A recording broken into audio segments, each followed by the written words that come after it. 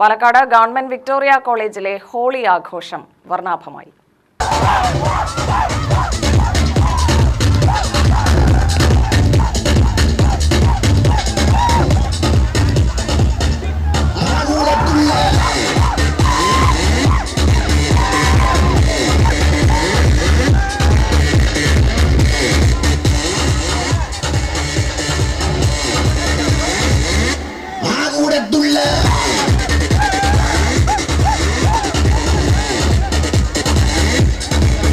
ഉത്തരേന്ത്യയിലെ പ്രധാന ആഘോഷമായ ഹോളി ഇക്കുറി വിക്ടോറിയ കോളേജിൽ പതിവിൽ കവിഞ്ഞ വിദ്യാർത്ഥി പങ്കാളിത്തത്തോടെയാണ് ആഘോഷിച്ചത്.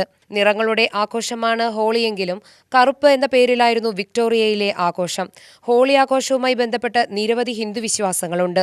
ഉത്തരേന്ത്യയിൽ ഒരു സ്ത്രീയെ അഗ്നിക്കിരയാക്കിയ ചരിത്രം മുൻനിർത്തിയാണ് കോളേജിൽ SFIയുടെ നേതൃത്വത്തിൽ കറുപ്പ് എന്ന പേരിൽ ആഘോഷം സംഘടിപ്പിച്ചതെന്ന് ചെയർമാൻ അഗ്നി ആഷിഖ് പറഞ്ഞു.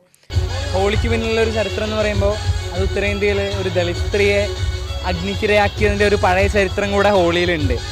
അപ്പോൾ ആ ഒരു ചരിത്രമുള്ളത് കൊണ്ടാണ് വിക്ടോറിയ കോളേജിലെ SFI ഹോളി എന്ന പേരിലല്ല കറുപ്പ് നിറങ്ങളുടെ ആഘോഷം എന്നുള്ള പേരിൽ ഇന്നൊന്ന് പുനരാവിഷ്കരിക്കാൻ ശ്രമിക്കുന്നതിൻ്റെ ഭാഗമായിട്ടാണ് ഇന്ന് വിക്ടോറിയ കോളേജിലെ ഒരു ആഘോഷം SFI കോളേജ് യൂണിറ്റ് കമ്മിറ്റി നടത്തിയത്.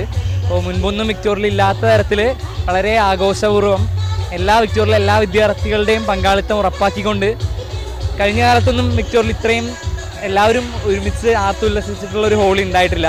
അപ്പോൾ നടത്താൻ കഴിഞ്ഞ് സന്തോഷമുണ്ട്. ഈ ഹോളിയുടെ എല്ലാവരും പറയാത്തൊരു ചരിത്രം കൂടിയാണ് നമ്മളിന്ന് വിക്ടോറിയയിൽ SFI പറയാൻ ശ്രമിച്ചത്.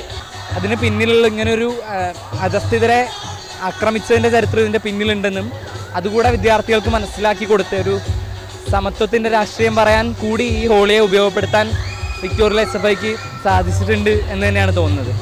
സമത്വത്തിന്റെ രാഷ്ട്രീയമുയർത്തിയാണ് ആഘോഷമെന്നും അഗ്നി ആഷിഖ് കൂട്ടിച്ചേർത്തു. വർണ്ണങ്ങൾ വാരി വിതറി നിറങ്ങളിൽ മുങ്ങിയായിരുന്നു ആഘോഷം. വിദ്യാർത്ഥികൾ പരസ്പരം ഹോളി ആശംസകൾ നേർന്നും നിറങ്ങൾ പുരട്ടിയും ആഘോഷം വർണ്ണാഭമാക്കി. ക്യാമ്പസ് ലൈഫിലെ ആദ്യത്തെ ഹോളി ആഘോഷമാണ്. സാധാരണ വിക്ടോറിയയിൽ ഇതുവരെ നടന്നൊരു നമ്മൾക്കറിയില്ല. പക്ഷേ നമ്മുടെ യൂണിയനിലേക്ക് അറിയുന്നതിന് ശേഷം നമ്മൾ നടത്തുന്ന ആദ്യത്തെ ഹോളിയാണ്. അപ്പോൾ ഇതുപോലെ ഇനിയും പരിപാടികൾ ഉണ്ടാവും. ഞങ്ങളുടെ ഫസ്റ്റ് ഹോളി ആഘോഷമാണ്. അടിപൊളിയായിട്ട് തന്നെ നടത്തി. UTV news Palakkad.